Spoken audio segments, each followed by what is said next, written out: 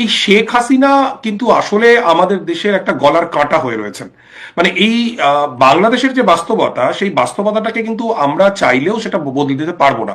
কাজেই একজন ভদ্রমহিলা, যিনি একজন গণহত্যাকারী ভদ্রমহিলা, যার বিরুদ্ধে গণহত্যার অভিযোগ উঠেছে এবং প্রায় সহস্রাধিক মানুষকে খুব ছোট্ট একটা সময়সীমার মধ্যে যিনি গুলি করে মেরেছেন।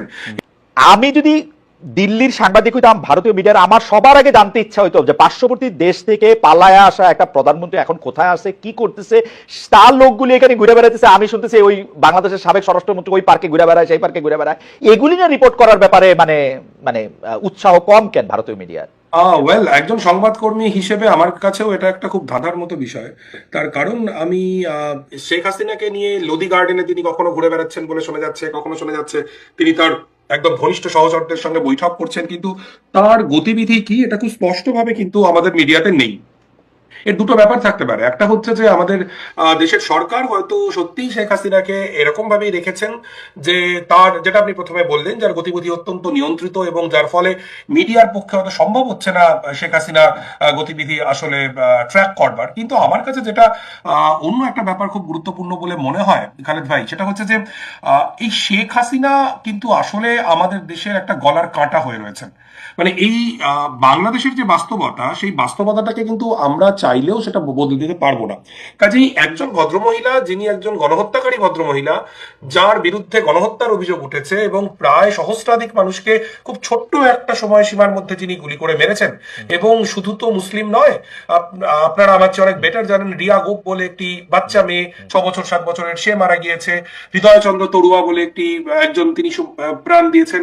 এরকম প্রচুর মানুষকে যে ভদ্রমহিলার বিরুদ্ধে, তার প্রশাসনের বিরুদ্ধে মারার অভিযোগ রয়েছে, তাকে আমাদের সরকার যদি দিনের পর দিন এরকম একদম জখের ধনের মতো লুকিয়ে রেখে দেয়, সেটা বোধহয় আমাদের দেশের জন্য খুব একটা সুবিধাজনক বিষয় হবে। আচ্ছা অর্ক, আপনার কাছে কি মনে হয় যে মানে শেখ হাসিনাকে ভারতীয় সরকার বা ভারতের কোন মহল কি এরকম আশা করে যে শেখ হাসিনা আইসা আবার বাংলাদেশে ক্ষমতা নিবে? সে কি আশা করে যে ভারত চাইলে শেখ হাসিনাকে আবারও বাংলাদেশের সিংহাসনে বসায় দেওয়া সম্ভব? আসলে আসলে আমার মনে হয় যে, আমি কেউ এটা ভাবেন কিনা খালেদ ভাই আমি কমেন্ট করতে পারবো না, কিন্তু আমার মনে হয় দুটো বিষয়। একটা হচ্ছে যেটাকে বাস্তব বুদ্ধির বিচার আমরা কথা বলতে পারি, সেক্ষেত্রেও এটা অসম্ভব বলে মনে হয়। এবং আরেকটি বিষয় যেটা আমি খুব গুরুত্বপূর্ণ বলে মনে করি, আমাদের অবশ্যই বাংলাদেশের, শ্রীলঙ্কার, নেপালের, ভুটানের সার্বভৌমত্বকে সম্মান করতে হবে। শেখ হাসিনা হতে পারেন তিনি একজন দেবদূত, অথবা হতে পারেন তিনি একজন শয়তান, কিন্তু তার সঙ্গে কি হবে সেটা আমাদের বিষয় নয়, সেটা বাংলাদেশের জনগণ ঠিক করবেন। আমরা যারা ভারতের জনগণ, আমরা যারা ট্যাক্স দিই, আমরা প্যালেস্টাইনের পক্ষে অবস্থান নিতে পারি, কেউ ইসরায়েলের পক্ষে অবস্থান নিতে পারি, বাংলাদেশের চলমান গণহত্যার পক্ষে অবস্থান নিতে পারি, বিপক্ষে অবস্থান নিতে পারি। কিন্তু আমার মনে হয় যে আমাদের রাষ্ট্রের এই শেখ হাসিনা নামক ভদ্রমহিলাকে সুরক্ষা দেওয়ার জন্য এত সময়, এত অর্থ, এত এনার্জি, এগুলো ব্যয় করাটা ওই ব্যবসার ভাষায় বলতে গেলে খুব বাজে ইনভেস্টমেন্ট। ভাজরি, আমি আমার ধারণা বাংলাদেশের অধিকাংশ লোক আপনার কথা খুব পছন্দ করবেন। আমি জুলকারনাইনকে একটু জানতে চাইবো যে ভাদুরী যেরকম পরিষ্কার বলছেন যে আসলে গলার কাটায়, এটা সম্পর্কে তার মতামত। কিন্তু আমার প্রশ্ন হচ্ছে, ভারতীয় জনগণ বা পশ্চিমবঙ্গের জনগণ বা আপনার সাথে যারা, তারাও কি আপনার মতো ভাবেন, নাকি তাদের মধ্যে এরকম একটা ভাবনা আছে যে তারা একটু চেষ্টা চরিত্র করলে শেখ হাসিনা টুপ করে বাংলাদেশে ঢুকে পড়তে পারবেন, একটু সময় সবার চোখের আড়ালে লেগে গণভবনেও বসে থাকতে পারবেন, এবং জুলকারনাইন সাহেব সহ আমরা যারা শেখ হাসিনার বিপক্ষে কথা বলেছি তাদের সবাইকে অনেক শাস্তি দিবেন, তিনি এসে একটা একটা করে চিনে রাখবেন, মানে এরকম ভাবে আসলে কলকাতার লোকজন?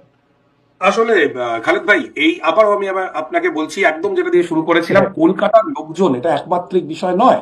আমি জুলকারনাইন সাহের ভাইকেও বলছি, যখন ফেলানি খাতুনের ঘটনা ঘটলো, আপনি নিশ্চয়ই জানেন যে তখন কিন্তু এই ফেলানি খাতুনকে নিয়ে একটা গান তৈরি হয়েছিল কলকাতায়।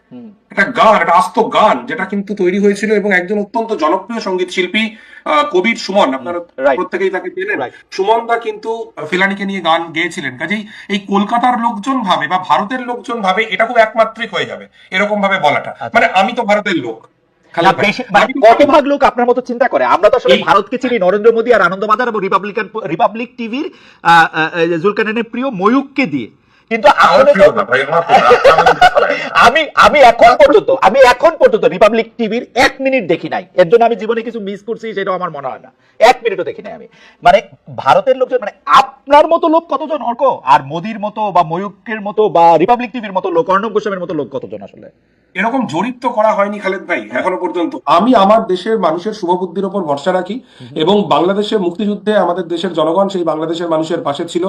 এরশাদের বিরুদ্ধে যখন লড়াই হয়েছে সেই সময় কলকাতায় সংহতি মিছিল হয়েছে, এবং আমি আপনাকে বলি, আপনারা নিশ্চয়ই জানেন, যখন এই শেখ হাসিনার শাসনের বিরুদ্ধে অভ্যুত্থান হচ্ছে তখন খোদ কলকাতার বুকে কিন্তু একাধিক মিছিল হয়েছে ছাত্র আন্দোলনের সংহতিতে। কাজেই আমি আবারও যেটা বলতে চাইছি যে ভারতের অধিকাংশ মানুষ, তাদের কাছে বাংলাদেশ নিয়ে প্রচুর অপতথ্য ছড়িয়ে যাচ্ছে। ডেফিনেটলি সেটা আমাদের মেইন স্ট্রিম মিডিয়ার যেমন দায়, আবার একই সঙ্গে বাংলাদেশে একেবারেই কোনো সংখ্যালঘু নির্যাতনের ঘটনা ঘটছে না, বাংলাদেশে ভারত বিদ্বেষ ছড়াচ্ছে না, এগুলো আবার বলা যায় বলে আমি মনে করি।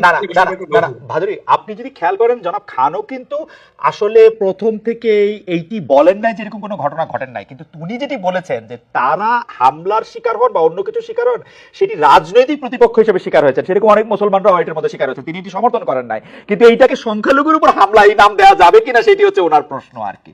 আমি এক মিনিটের সময় নিচ্ছি। হ্যাঁ, না ঠিকই, একদমই। আবার এটাও ঠিক, যখন এই চট্টগ্রামের ইনসিডেন্ট হলো তারপরে চট্টগ্রামে যে প্রচুর ধরপাকড়ের ঘটনা ঘটেছে এবং অভ্যুত্থানের পক্ষে থাকা একজন হিন্দু ছাত্রনেতাকে প্রথমে গ্রেফতার করা হয় এবং আটক করা হয় এবং তাকে তারপর ছেড়ে দেওয়া হয়, একজন আইনজীবীর নামে মামলা, এই খবরগুলো আমরা শুনছি, এবং এগুলো কিন্তু ইন্ডিয়ান মিডিয়া থেকে আসছে না, এগুলো কিন্তু বাংলাদেশের বন্ধুরাই বলছেন। কাজেই আমার মনে হয় যে আমাদের মানে মানে অতিরঞ্জন যেমন একটা খুব বিপজ্জনক, এমনি কিছুই ঘটছে না এটা বলাটাও সমস্যা। শুধু আমার সমস্যা যেটা আমার দেশের মেইন স্ট্রিম মিডিয়াকে নিয়ে, হাসিনার আমলে যখন সংখ্যালঘু নির্যাতনের ঘটনা ঘটেছে, শেখ হাসিনার আমলে, আওয়ামী লীগের আমলে যখন পুজো মণ্ডপে হামলার ঘটনা ঘটেছে 2021 সালের কথা আমি বলছি, বা বিভিন্ন সহিংসতার ঘটনা ঘটেছে, এই সময় কিন্তু এখন যারা ভারতীয় ফার রাইট, অতি দক্ষিণপন্থীরা বা অন্যান্য মানুষজন যারা খুব সোচ্চার হয়ে উঠেছেন, তারা সেই সময় সোচ্চার ছিলেন না। আমরা যারা ভারতবর্ষের মাটিতে দাঁড়িয়ে অসাম্প্রদায়িকতার পক্ষে, বিভাজনের বিরুদ্ধে, এটা আমাদের যন্ত্রণার জায়গা। আমরা মনে করি ডেফিনেটলি বাংলাদেশে একটা সংখ্যালঘু নির্যাতনের দীর্ঘকালীন সমস্যা রয়েছে, এমন নয় যেটা শেখ হাসিনার সময় ছিল না। কিন্তু প্রবলেম হচ্ছে আমাদের দেশের ফার রাইট, মূলত ফার রাইট, তারা শেখ হাসিনার সময় হওয়া সংখ্যালঘু নির্যাতন নিয়ে কার্যত মুখে কুলুপ, যখন যেভাবে সুবিধা খুব বিশ্বাসযোগ্য হচ্ছে না। যখন যেভাবে সুবিধা সেটা বলে।